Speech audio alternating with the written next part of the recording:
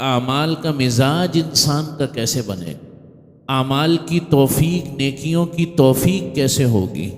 نیکیوں کے بارے میں ہمارا رویہ کیا ہونا چاہیے؟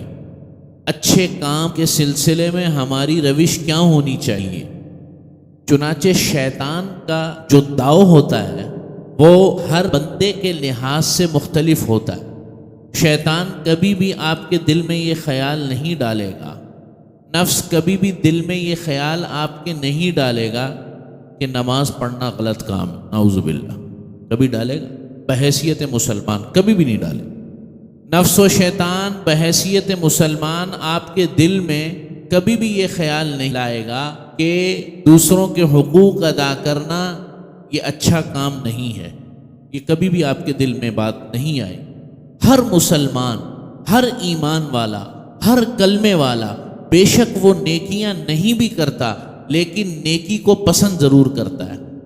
ایک شخص خود جتنا بھی بد عمل ہو، کیا اس کی یہ کوشش نہیں ہوتی کہ اس کے بچوں کا رشتہ یا شادی ایک نیک گھرانے میں ہو؟ ہر شخص یہ چاہتا ہے۔ کیوں چاہتا ہے؟ اس لیے کہ نیکی کو وہ نیکی سمجھتا ہے، برائی کو برائی سمجھتا ہے۔ یہ الگ بات ہے کہ نیکی کی اس کو خود توفیق نہیں ہو رہی یا برائی سے بچنے کی اس کو توفیق نہیں ہو رہی، لیکن نیکی اور برائی کا مفہوم اس کے ذہن میں ہے۔ کوئی مسلمان اگر شراب پیتا ہے، میں مسلمان ہونے کی بات کروں، اس کو پتہ ہے کہ یہ کام برا ہے، میرے دین میں، میری شریعت میں منع کیا گیا ہے، وہ یہ کبھی بھی جائز سمجھ کر یا افضل سمجھ کر نعوذ باللہ نہیں کر رہا، تو پھر کیا وجہ ہے کہ ہمیں نیکیوں کی توفیق نہیں ہوتی؟ جب نیکی کو نیکی بھی سمجھتے ہیں، اچھے عمل کو اچھا عمل سمجھتے ہیں، برے عمل کو برا عمل سمجھتے ہیں، تو توفیق اس لیے نہیں ہوتی کہ قرآن مجید میں اللہ رب العزت ایک اصول بتلا رہے ہیں۔ نبی کریم صلی اللہ علیہ وسلم امت کو ایک اصول بتلا کے گئے اعمال کے سلسلے میں، اور وہ بڑا سادہ سا ہے، بہت سمپل۔ اس پر اگر عمل ہوگا تو نیکیوں کی توفیق خود بخود ہونے لگ جائے گی، آپ کو پتہ بھی نہیں چلے۔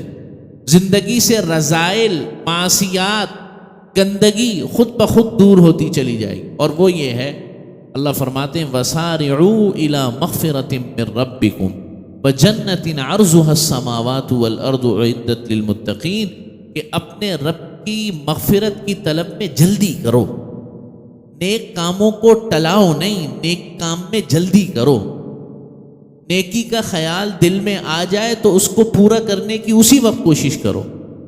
شیطان یہاں سے حملہ آور ہوتا ہے، وہ یہ کبھی نہیں کہتا کہ یہ نیک کام برا ہے، نعوذ باللہ، نماز پڑھنا برا ہے، روزہ رکھنا برا ہے، زکوٰۃ دینا برا ہے، وہ ٹلاتا ہے۔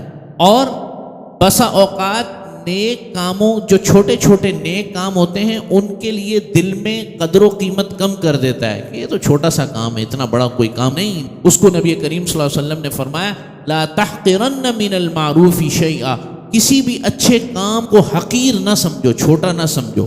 وَإِن تَلْقَ أَخَاكَ بِوَجْهٍ طَلِقٍ، اگرچہ وہ اپنے بھائی سے بشاشت کے ساتھ اچھے طریقے سے ملنا ہی کیوں نہ ہو۔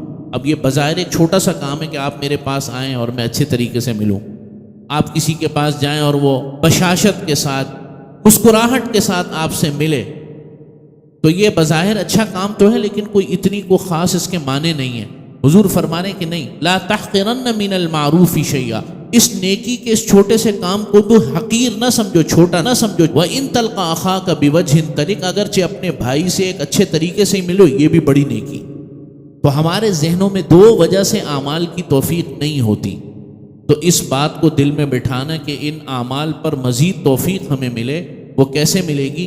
کہ کسی نیک کام کو چھوٹا نہیں سمجھنا اور ہر نیک کام میں جلدی کرنے کی کوشش کرنا۔